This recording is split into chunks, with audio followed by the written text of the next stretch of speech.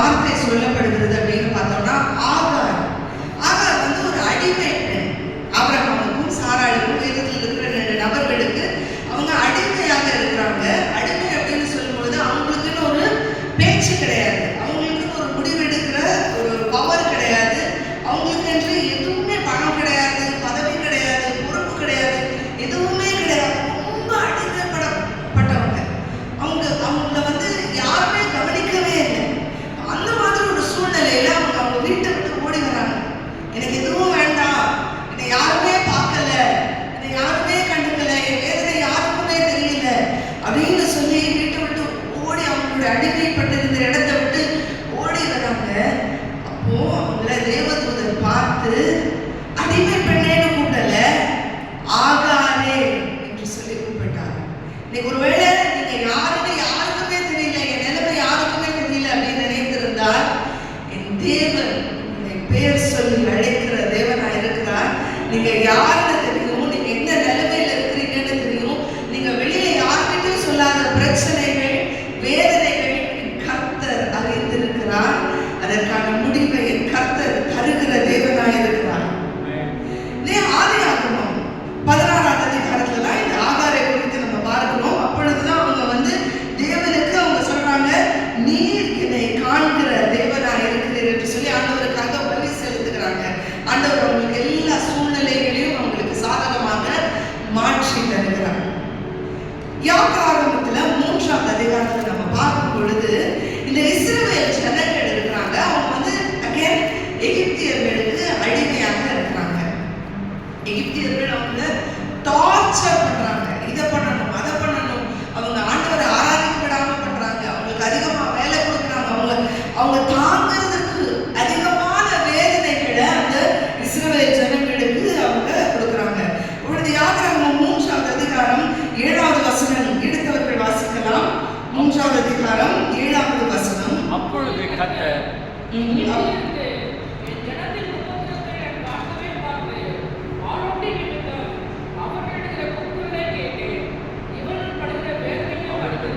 அப்படி 8வது வசனத்தையும் வாசிப்போம்.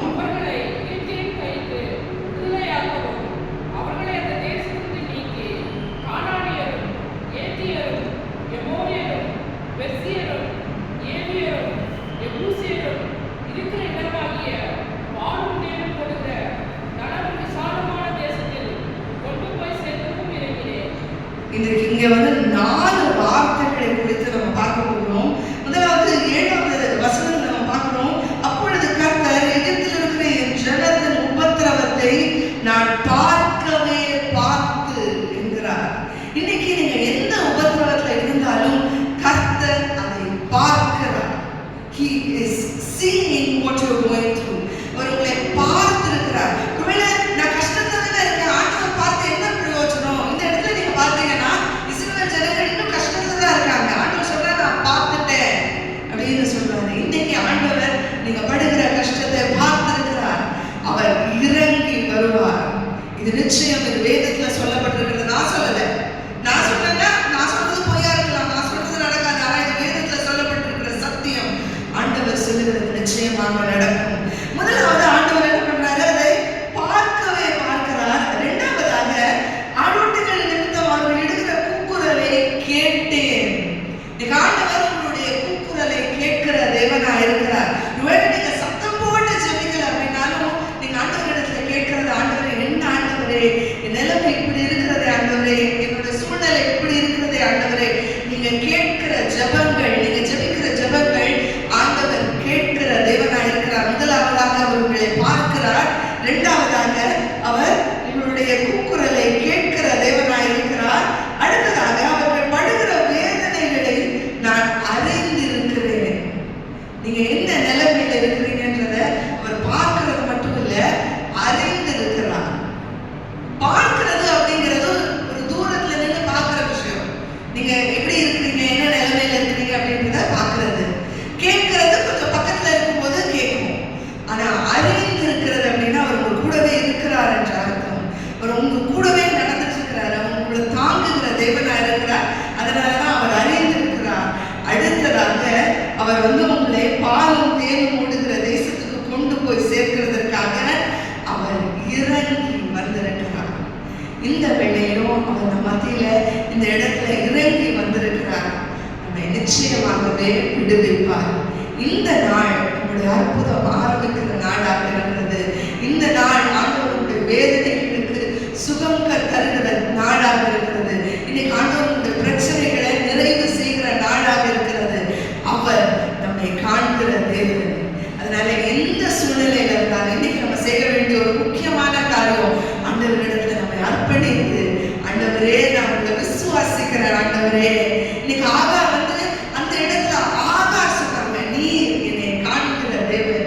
இன்னைக்கு நம்ம சொல்லணும், நீ என்னை காண்கிற தேவன், ஆண்டவரே என்னை காண்கிற தேவன் என்பதை நான் அறிந்திருக்கிறேன் ஆண்டவரே என்று சொல்லி நம்ம சொல்லும் பொழுது கர்த்தர் நிச்சயமாக நம்முடைய வாழ்க்கையில அதிசயங்களை செய்கிற தேவனாய் இருக்கிறார். இன்னொரு சம்பவத்தை குறித்து நம்ம வேகமாக பார்க்கலாம். 1 சாமுவேல் 1வது அதிகாரத்தை நம்ம பார்க்கும் பொழுது அங்க வந்து ஒரு நபரை குறித்து நம்ம பார்க்கிறோம். அவங்க வந்து ஆண்டவருக்கு முன்பாக அந்த ஆலயத்துல நின்று அவங்க ஜெபிக்கிறாங்க. இது யார் அப்படின்னு சொல்லி பார்த்தீங்கன்னா அன்னாள் அப்படின்னு சொல்லி ஒரு வேதத்தில் இருக்கிற ஒரு கேரக்டர். இவங்களுக்கு வந்து குழந்தை பாக்கியம் இல்லை. இப்போ இவங்களுக்கு குழந்தை வேணும் அப்படின்னு சொல்லி ரொம்ப ஆசைப்பட்டு அவங்க வந்து ஆலயத்துல போய் நிற்கிறாங்க. அவங்க ரொம்ப வேதனைப்பட்டது நிமித்தமாக அன்னைக்கு அவங்களால ஜெபிக்க முடியல. இப்போ மனசுக்குள்ளேயே ஜெபிச்சுக்கிறாங்க. அந்த பக்கமா போன ஏலி அப்படின்னு சொல்ல ஒரு ஆசாரியர் அவங்க பார்த்து கேட்கிறாரு, உங்க ஒருவேளை என்ன இவங்க இப்படி ஜெபிக்க மாட்டேங்கிறாங்க, என்னாச்சு உங்களுக்கு, என்ன பிரச்சனையா அப்படின்னு சொல்லி ஏலி சொல்றாரு, சத்தம் போட்டு தான் ஜெபிக்கமா, ஏன் இப்படி இருக்க அப்படின்னு சொல்லி கேட்கும் பொழுது அன்னாள் சொல்றாங்க, என்னுடைய வேதனை எனக்கு ஜெபிக்க வாய் சொல்ல முடியல, அவ்வளவு வேதனையில இருக்கிறேன் அப்படின்னு சொல்லி அன்னாள் சொல்றாங்க. அப்ப இன்னைக்கு நம்மளை சுத்தி இருக்கிறவங்க என்னதான் பிரச்சனையில இருக்க, வாய் திறந்துதான் சொல்ல, நீ என்ன கஷ்டப்படுறதான் சொல்ல அப்படின்னு சொல்லும் பொழுது நமக்கு தான் தெரியும் அந்த வேதனையினால வாய் திறந்து சொல்ல முடியலையே, அவ்வளவு விசனமாக இருக்கிறதே, அவ்வளவு கஷ்டத்துல இருக்கிறனே அப்படின்னு சொல்லும் பொழுது அந்த இடத்துல ஆண்டவர் அன்னாளை கண்ணோக்கி பார்த்தார். அதன் நிமித்தமாக அன்னாளுக்கு ஆண்டவர் ஒரு குழந்தையையும் கொடுத்தார். இன்னைக்கு ஒருவேளை அதே போன்ற சூழ்நிலையில நம்ம இருக்கலாம். நம்மளுடைய வேலையில இருக்கலாம், நம்மளுடைய சுகத்துல இருக்கலாம், நம்மளுடைய பிரச்சனை ஹெல்த் பேஸ் பிரச்சனையா இருக்கலாம், வேற நிமித்தமாக பிரச்சனையா இருக்கலாம், பணத்து நிமித்தமான பிரச்சனையா இருக்கலாம். ஆண்டவர் நம்மை பார்த்து சொல்லுகிறார், நான் நீ கண்ணோக்கி பார்த்திருக்கிறேன். நீ ஒருவேளை நம்மளால வாயை திறந்து சொல்ல முடியாத அளவுக்கு நம்முடைய வாழ்க்கையில பிரச்சனைகள் இருந்தாலும் அதையும் நம்முடைய தேவன் கேட்கிற தேவனாய் இருக்கிறார். ஒருவேளை சுத்தி இருக்கிறவங்களுக்கு நம்ம என்ன பேசுறோம்னு புரியலையா இருக்கணும், நம்மளுடைய பிரச்சனை என்னன்னு தெரியலையா இருக்கும். ஆனா நம்முடைய கண்ணீரை ஆண்டவர் காண்கிற தேவனாய் இருக்கிறார். நம்முடைய கண்ணீரை அவர் துருத்தியில வைத்திருக்கிறார். அவர் முன்னாடி நம்ம விடுகிற ஒவ்வொரு கண்ணீரும் நிச்சயமாக வேஸ்டா போகாது. ஆண்டவர் அதை ஒவ்வொரு நாளும் பார்க்கிறவராக இருக்கிறார். அடுத்ததாக 1 சாமுவேல் 16வது அதிகாரத்துல ஒரு சம்பவத்தை நம்ம பார்க்கிறோம். சாமுவேல் தீர்க்கதரிசி அடுத்ததாக ராஜாவை அபிஷேகம் பண்ணணும் அப்படின்னு சொல்லி அவர் வந்து ஒரு வீட்டுக்கு போறாரு. அங்க வந்து எல்லா ஏசாயாவுடைய எல்லா மகன்களையும் பார்க்கிறாரு. முதலாவதாக எலியா கிராஸ் பண்ணி போகும்போது சாமுவேல் சொல்றாரு, ஒருவேளை இவராக இருக்குமோ, நல்ல திடகாத்திரமா இருக்கிறாரு, இவர்தான் ராஜாக்கு ஏற்றவராக இருப்பார் அப்படின்னு சொல்லி சாமுவேல் தீர்க்கதரிசி மனசுக்குள்ள நினைக்கும் போது ஆண்டவர் சொல்லுகிறார், நீயும் முகத்தை பார்க்கிறார், நம்ம இருதயத்தை பார்க்கிறேன். இன்னைக்கு மனிதர்கள் நம்முடைய முகத்தை மட்டும்தான் பார்க்கிறவங்களா இருப்பாங்க. நமக்கு வந்து அவங்க சப்போர்ட் எல்லாம் பண்ண மாட்டாங்க. மனிதர்களை நம்புவதை பார்க்கிறோம், நம்ம அது மேல பற்றுதலா இருக்கிறது நிச்சயமாக நமக்கு நல்லது கிடையாது. கர்த்தர் பேரில் பற்றுதலா இருப்பதே நல்லது.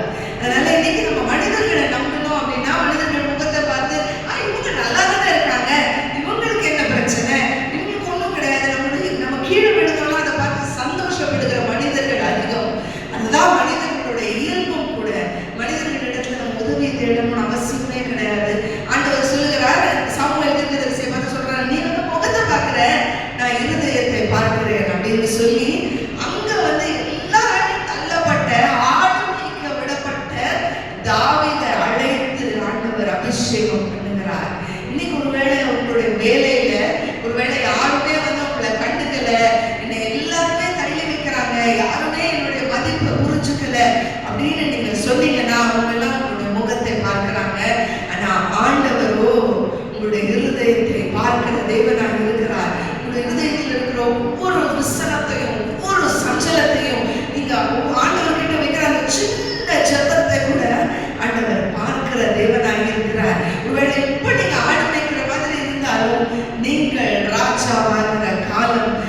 நிச்சயமாக நிச்சயமாக வரும்.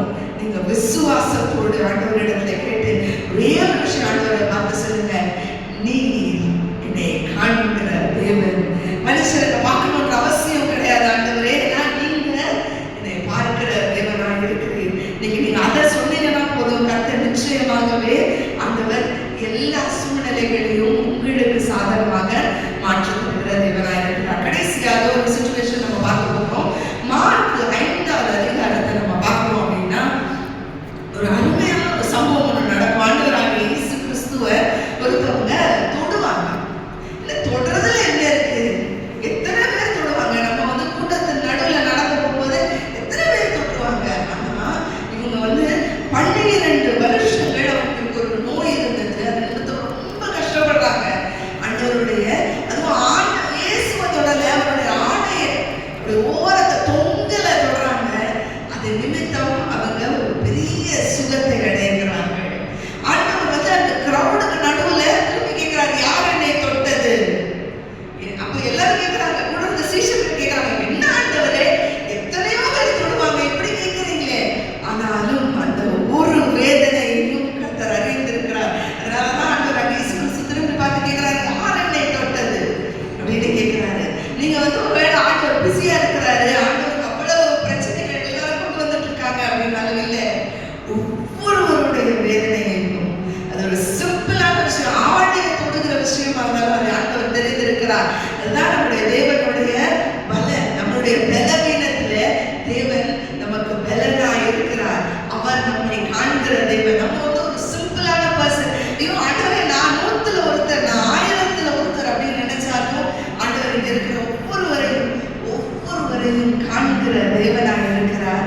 அவர் நம்மை நிச்சயமாக நமக்கு தேவையான எல்லா சூழ்நிலைகளையும் ஆண்டவர் நமக்கு சாதகமாக மாற்றி தருவார். இன்னைக்கு ஒருவேளை நம்மளுடைய சூழ்நிலை நம்ம வந்து எல்லாத்தையும் மேல தள்ளி வச்சிருக்கலாம். வேதத்துல பர்த்திமேயு அப்படின்னு சொல்லி ஒரு குருடர் ஒருத்தர் இருந்தாரு. அந்த பக்கம் ஆண்டவராகிய இயேசு கிறிஸ்து நடந்து போகும்போது, இவனே தாவீதின் குமாரனே எனக்கு இரங்கும் அப்படின்னு சொல்லி கூப்பிடுறாரு. எல்லாரும் சொல்றாங்க, ஐயோ நீ வேற, அவர் எவ்வளவு பிஸியா இருக்கிறாரு, இப்படி நடந்துட்டு இருக்காரு, நீ இப்படி கூட்டாத அப்படின்னு சொல்லும் பொழுது ஆண்டவர் அங்கே இறங்கி வந்து அந்த குருடனுக்கு சுகத்தை கொடுத்தார். நீங்க தாவீதின் குமாரனே எனக்கு இரங்கும் அப்படின்னு சொல்லும் பொழுது உங்களை சுத்தி இருக்கிறவங்க, என்ன நீ எதுக்கெல்லாம் ஆண்டவர் கூப்பிடுறாங்க? இல்ல, சாதாரண விஷயத்துக்குனாலும் நீங்க ஆண்டவரை உண்மையாக கூப்பிடும் பொழுது அவர் நம்மை காண்கிற தேவனாக இருக்கிறார். நம்முடைய கஷ்டங்களை பார்க்கிற தேவனாக இருக்கிறார். அதனால நீங்க எதை பத்தியும் கவலைப்படாதீங்க, சுத்தி இருக்கிறவங்களை பத்தி எல்லாம் கவலைப்படாதீங்க. சுத்தி இருக்கிறவங்க யார் என்ன சொன்னாலும், மனிதர்கள் நம்மை பார்த்து நம்மளை ஏளனமாய் பார்த்தாலும், யார் நம்மளை தட்டி விட்டாலும், யார் நம்மளை நீங்க எல்லாம் ஒரு பொருட்டே இல்லைன்னு சொன்னாலும், நீங்க வந்து இப்போ அதெல்லாம் எனக்கு பிரச்சனை இல்லை. என் தேவனுக்கு நான் பிள்ளை, என் தேவன் ஒரு ராஜாவோட பிள்ளை, நான் எப்படி இருப்பேன்? அவர் என்னை காண்கிற தேவன், ஒரு ராஜாதி ராஜா, தேவாதி தேவன். ஒவ்வொரு நாளும் ஒவ்வொரு நிமிஷமும் அவர் என்னை பார்க்கிற தேவனாய் இருக்கிறார். அப்படின்றப்ப இன்னைக்கு எந்த குறித்து கவலைப்படாம, நீர் என்னை காண்கிற தேவன். இன்னைக்கு ஒருவேளை உங்களுடைய வாழ்க்கையில எதை இங்க கொண்டு வந்திருக்கீங்கன்னு எனக்கு தெரியாது, ஆனா ஆண்டவர் அறிந்திருக்கிறார். இன்னைக்கு ஒருவேளை நான் பார்க்கும்போது நல்லா இருக்கீங்க, நீங்க நல்லா இருக்கீங்க அப்படின்னு நான் சொல்லுவேன். ஆனா ஆண்டவர் உங்களுடைய மன விண்ணப்பங்களை அறிந்திருக்கிறார், மன வேதனைகளை அறிந்திருக்கிறார். ஒருவேளை நீங்க ஒரு டாக்டர் ரிப்போர்ட்டை கொண்டு வந்து இங்க உட்கார்ந்து இருக்கலாம். ஒருவேளை நீங்க வேலையில ஒரு நல்ல உயர்வு வேணும்னு நீங்க வந்து உட்கார்ந்து இருக்கலாம். நீங்க ஒருவேளை உங்களுடைய பண தேவைகளுக்காக நீங்க வந்து உட்கார்ந்து இருக்கலாம். நீங்க ஒருவேளை முடியாத பிரச்சனை உங்களை வச்சுக்கிட்டு நீங்க வந்து உட்கார்ந்து இருக்கலாம். ஆண்டவர் சொல்லுகிறார், நான் உன்னை காண்கின்ற தேவனாய் இருக்கிறேன். நீங்க அவர் பார்த்துட்டார். நீங்க அதை மட்டும் விசுவாசத்தோட வச்சு உங்களுடைய பிரச்சனை ஆண்டவர் இடத்துல கொண்டு போங்க. மனிதர்களிடத்துல போனீங்கன்னா உங்களுக்கு விடுதலை கிடைக்காது, உங்களுக்கு அந்த ப்ராப்ளம்கான சொல்யூஷன் கிடைக்காது. என் தேவன் கிட்ட வாங்க, அவர் நிச்சயமாக உங்களுக்கு எந்த பிரச்சனையா இருந்தாலும் அதற்கான பதிலை நிச்சயமாக கொடுப்பார். கண்களை மூடி ஆண்டவர் இடத்துல நம்ம ஜெபிக்க போகிறோம்.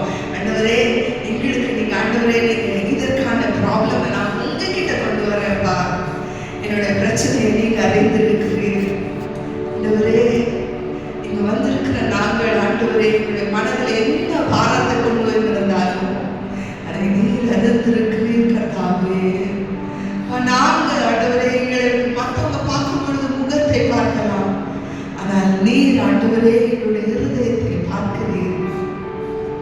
அதனால எங்களுடைய இருதயத்தை உங்ககிட்ட கொண்டு வந்திருக்கிறோம்ப்பா. நீர் பாரும் கர்த்தாவே, நீர் எங்களுக்கு ஒரு விடுதலையை கட்டளையிடும்.